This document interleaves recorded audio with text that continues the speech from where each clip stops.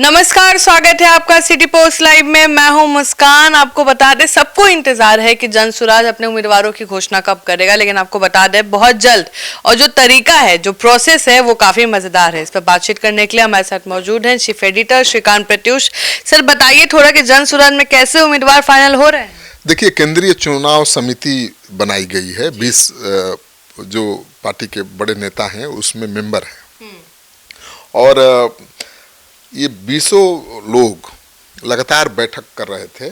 ठीक है, ये बैठक चल रही थी 2 तारीख से 2 अगस्त से 17 अगस्त तक चली, जिसमें चुनाव समिति के 20 नेता और जिला अध्यक्ष, जिला महासचिव, प्रखंड अध्यक्ष, प्रखंड महासचिव, मतलब पंचायत स्तर से लेकर तमाम, मतलब 22 पार्टी के नेताओं कार्यकर्ताओं की टीम के साथ केंद्रीय चुनाव समिति की टीम ने उस विधानसभा क्षेत्र के चुनावी समीकरण पर चर्चा की।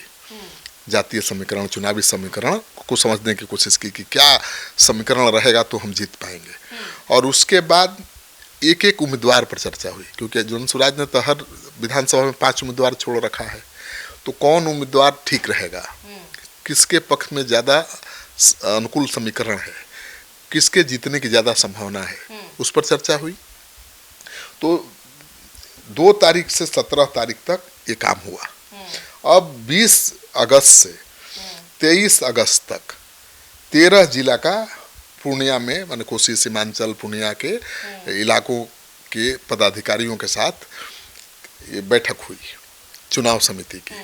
उसमें भी पार्टी के तमाम जिला, प्रखंड स्तर के, पंचायत स्तर के नेताओं को बुलाया गया, यानी 22 लोगों की टीम को बुलाया गया और उनके साथ चर्चा हुई।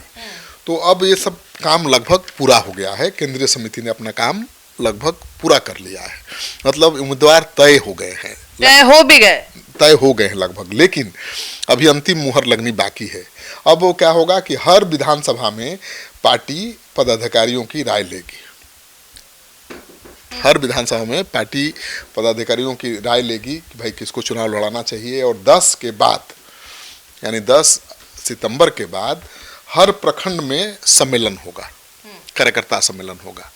तो 10 तारीख से ही औपचारिक घोषणा होगी, क्योंकि 10 तारीख से क्या होगा, प्रखंड लेवल पर सम्मेलन होगा, यानी सभा होगी, उसमें जनसुराज ही आएंगे। सर, आपने एक खुलासा किया था, आपने कहा था कि सबसे पहले अगर जनसुराज उम्मीदवार की घोषणा करता भी है, तब भी उसमें से 10% का जो घोषणा होगा वो अपने पास रखेंगे, एंड में उसको बताएंगे। हाँ बिल्कुल, जिन विधानसभाओं में मजबूत उम्मीदवार नहीं है वहाँ अभी अनाउंस नहीं करेगी पार्टी कैंडिडेट, लेकिन जहाँ उम्मीदवार तय हो गए हैं और केवल अब जनता का समर्थन लेना है, तो नेताओं की वोटिंग हो गई। नेताओं ने कार्यकर्ताओं के साथ, पदाधिकारियों के साथ बातचीत करके उम्मीदवार तय कर लिया। अब उन उम्मीदवारों पर फाइनल मुहर लगाने के लिए जनता के बीच जनसुराज जाएगा, यानी प्रखंड लेवल पर सभा का आयोजन करेगा, उसमें उस क्षेत्र की जनता आएगी और जनता वोट करेगी वहाँ कि कौन उम्मीदवार होना चाहिए जनसुराज का। मतलब मुख्य चुनाव में उतरने के पहले जनसुराजियों के बीच चुनाव लड़ना पड़ेगा, अपना वोटिंग होगी और वो चुनेंगे कि उम्मीदवार कौन होगा। मतलब ये नहीं है कि प्रशांत किशोर किसी के हाथ पर, सर पर हाथ रख दिए उम्मीदवार हो गए, नहीं। केंद्रीय कमेटी ने तो तय कर लिया अपने पार्टी के पदाधिकारियों से बातचीत करके उम्मीदवार, लेकिन फिर भी उस पर फाइनल मुहर नहीं लगेगी। फाइनल मुहर तब लगेगी जब उस क्षेत्र की जनता जो सभा में जुटेगी प्रशांत किशोर की, वो वोटिंग करके अपना फैसला सुनाएगी। तो उस वोटिंग में पूरा बिग बॉस वाला स्टाइल लग रहा है। बिल्कुल बिग बॉस की स्टोरी है। लाइव काउंटिंग होगा एक एक उम्मीदवार पे, जिसको ज्यादा वोट मिला उसको उम्मीदवार। बिग बॉस जैसा ही गेम है, मतलब जिसकी पॉपुलैरिटी उसके हाथ में टिक। पहली बार कोई राजनीतिक पार्टी इस तरह से उम्मीदवारों का चयन कर रही है। पहले क्या होता था कि ठीक है, फीडबैक के आधार पर, नेता की पसंद के आधार पर उम्मीदवार का चयन सीक्रेटली सर होता था, ये तो पूरा जनता के सामने ला दिया। लेकिन यहाँ तो जनता ही चुन रही है उम्मीदवार। तो आप समझिए कि जनता चुन रही है उम्मीदवार, तो कितना असरदार होगा वो। हर जनता जो वोटिंग में भाग लेगी अभी उम्मीदवार चुनने में, वो तो एकदम पार्टी का हार्डकोर एक्टिविस्ट बन जाएगा। वो तो अपने कैंडिडेट को जिताने के लिए जान लगा देगा। भाई 10,000 लोग आते हैं उनकी सभाओं में, 10,000 जनसुराजी आएंगे और वोट करेंगे कि नहीं ये उम्मीदवार होना चाहिए। तो आप इसका असर समझ रहे हैं कि जनसुराज के वो हार्डकोर कैडर होंगे जो चुनाव में विधानसभा में काम करेंगे। तो एक विधानसभा में 5,000 10,000 आपका हार्डकोर वर्कर हो जाए, मतलब काम करने वाला पार्टी के लिए, तो उसका बहुत व्यापक असर होगा। तो प्रशांत किशोर का तरीका ही बहुत अनोखा है। और आप वीडियो एक बार दिखा देते हैं दर्शकों को ताकि समझ में आए कि प्रक्रिया क्या है, क्योंकि केंद्रीय समिति कैसे बात करती है, कैसे उम्मीदवार चुनती है, कैसे स्थानीय पदाधिकारियों की राय लेती है, ये जानते हैं। और उसमें एकदम सामान्य लोग भी शामिल होते हैं। देख लीजिए प्रक्रिया। क्या नाम हुआ भाई?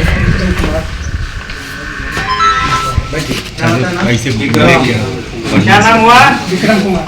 विक्रम कुमार। पद बतलाइए। किस पद पे हैं? पंजाब अध्यक्ष किस पंचायत के हैं? जलसा कौन पार्टी के? जनसुराज जनसुराज के। क्या करने आए हैं? यहाँ पे वो जो कैंडिडेट का कैंडिडेट का वोटिंग नहीं, आप अपना राय देने आए? राय देंगे। हाँ, राय देने आए। प्रखंड अध्यक्ष जी हैं? एक ऐसी विक्रम कुमार। विक्रम कुमार किस पंचायत का अध्यक्ष है? जलसा पंचायत के। जलसा पंचायत के। तो पंचायत अध्यक्ष आप बने हैं? कौन बनाया है? प्रखंड अध्यक्ष बनाया है। पहचानते हैं आप इसको? ठीक है, जाइए, आप जाइए। हाँ, हेलो।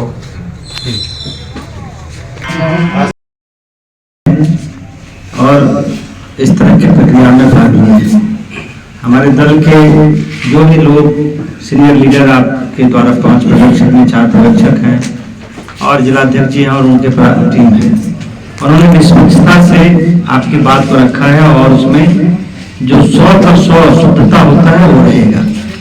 इस तरह का पद्धति कभी नहीं हुआ करता था, बल्कि आजादी के पहले भी इस तरह का पद्धति नहीं था। हाँ, आम सहमति बनती थी कार्यकर्ताओं का, लेकिन आप देखेंगे तो लगभग 22 दिन पटना में और पूर्णिया में 13 जिला और फिर 25 जिला का पटना में लगातार मैराथन जो केंद्रीय अध्यक्ष, राष्ट्रीय अध्यक्ष से लेकर और राज्य के तमाम सीनियर लीडर बैठे रहे और जिला वाइज ये समीक्षा होते रहा, लोगों की राय ली गई कि भाई कौन उम्मीदवार अच्छा होगा, कौन क्या होगा। उम्मीदवार मिले नहीं, सामाजिक जो समीकरण है, सामने जो लड़ने वाला है, क्षेत्र का जो बनावट है, हर बिंदु पर चर्चा की गई।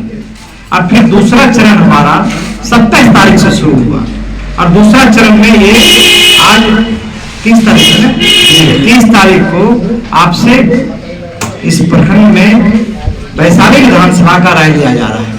आपको लगता होगा कि किस तरह का है, ये कैसे हो रहा है, लेकिन प्रशांत किशोर जी ने कहा था, आप याद कीजिए कि भाई मैं उम्मीदवार तय नहीं करूंगा, जो जनता के बीच से जनता का राय आएगा वही उम्मीदवार होगा। दूसरे दल में जैसे राष्ट्रीय जनता दल है तो वहां 2 व्यक्ति तय कर देता है, एक लालू जी उससे सुप्रीमो है और एक जो उनके लड़के हैं। धन्यवाद। कांग्रेस में भी अब वो चुनाव पद्धति खत्म हो गई, तो फिर यहाँ आपकी राय ली जा रही है। भारतीय जनता पार्टी में भी सामूहिक राय होता था, चुनाव नहीं होता था, लेकिन वहां भी अब वो खत्म हो गया। अब मोदी जी और अमित शाह जी जो कर देंगे और जो अध्यक्ष कर देगा वही हो जाएगा, लेकिन कार्यकर्ताओं का किस तरह का महत्व जनसुराज में है और आगे रहेगा, ये इस तरह का राय शुमारी जो है ये महत्वपूर्ण होता है। इसीलिए ये अभी लिया जा रहा है, फिर आगे जो है ये खत्म नहीं हो जाएगा। तीसरे चरण में जनता से वोट दे, उसके लिए आपको हर एक प्रखंड में विधानसभा सम्मेलन होना है, वो 10 तारीख से होगा और उसमें सम्मेलन होगा।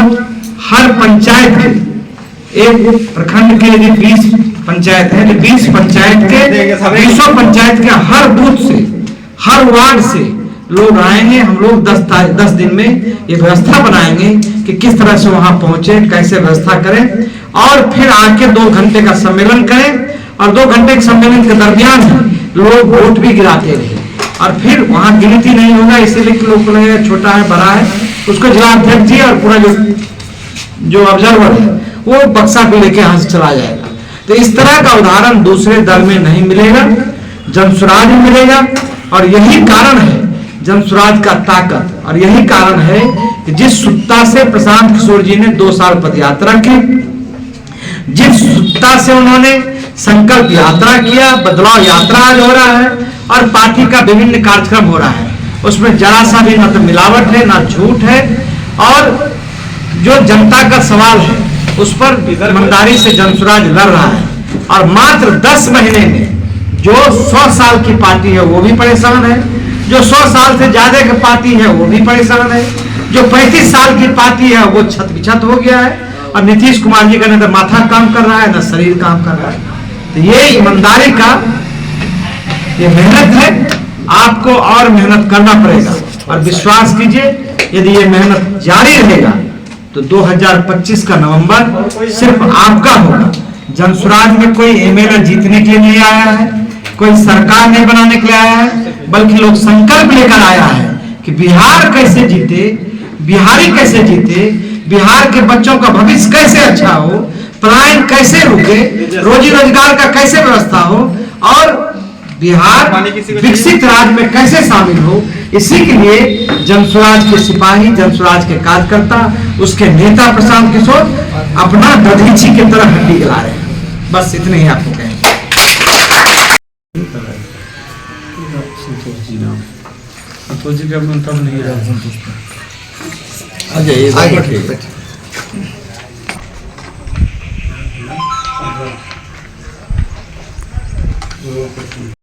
सर ये तो बिल्कुल लग रहा है सरकारी एग्जाम का इंटरव्यू पैनल चल रहा है। बिल्कुल इंटरव्यू चल रहा है। और सबसे बड़ी बात है कि जनसुराज के जो एक पदाधिकारी हैं वो भी कह रहे हैं कि प्रशांत किशोर इतने हार्ड टास्क मास्टर हैं कि उनके टास्क को जमीन पर उतारना बड़ा मुश्किल है, मतलब बहुत मुश्किल। सर हमको ये भी जानना है कि वो कहाँ से चुनाव लड़ेंगे। कभी बोल रहे हैं राघोपुर से, कभी लग रहा है बक्सर के जहाँ ब्राह्मण का ज्यादा पॉपुलैरिटी है, ज्यादा बहुमत है, वहां से लड़ेंगे। कहीं फिक्स अपना नहीं कर रहे हैं किरदार? नहीं, प्रशांत किशोर तय कर चुके हैं, वो भी खुलासा हम बहुत जल्द करेंगे कहाँ से चुनाव लड़ेंगे।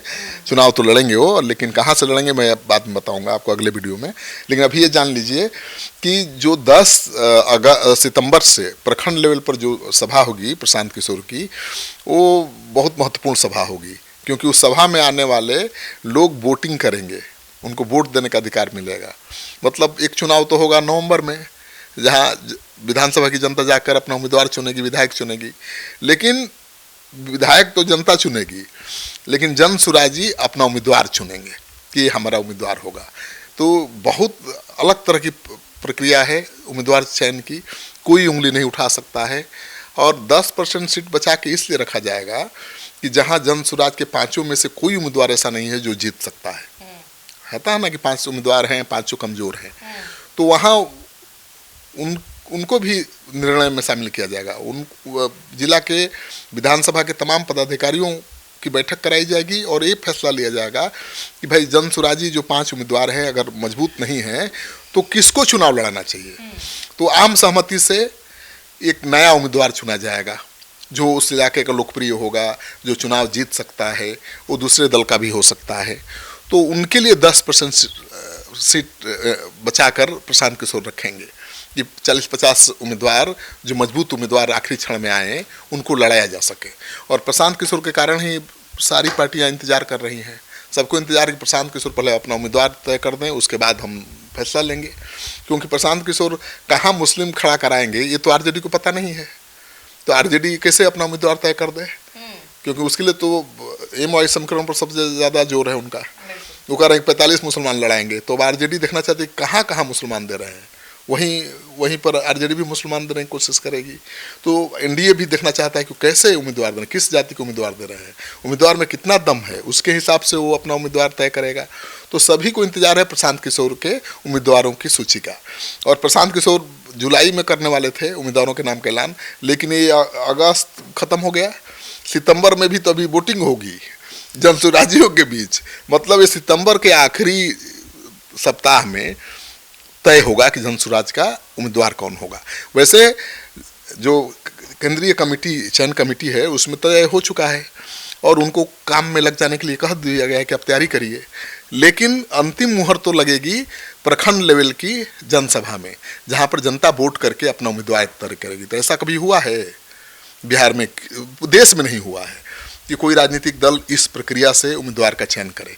तो प्रशांत किशोर कहने के लिए तो है सूत्रधार और सुप्रीमो हैं पार्टी के, लेकिन किसी को अपने मन से उम्मीदवार नहीं बना सकते। तो आप सुन रहे थे पूरे डिबेट को और हम भी इंतजार कर रहे हैं, तो आप भी थोड़ा इंतजार करिए, उम्मीदवारों के नाम जल्द घोषणा होगी उनकी। फिलहाल इस खबर में इतना ही।